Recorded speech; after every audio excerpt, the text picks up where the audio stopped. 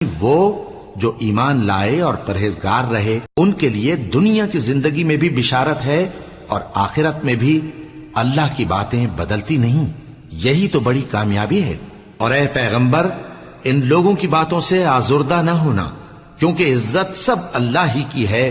وہ سب کچھ سنتا ہے، جانتا ہے. سن رکھو کہ جو مخلوق آسمانوں میں ہے اور جو زمین میں ہے سب اللہ ہی کے بندے ہیں.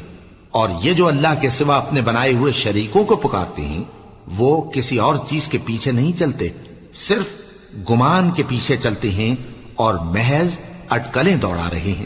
وہی تو ہے جس نے تمہارے لیے رات بنائی تاکہ اس میں آرام کرو اور روز روشن بنایا تاکہ اس میں کام کرو.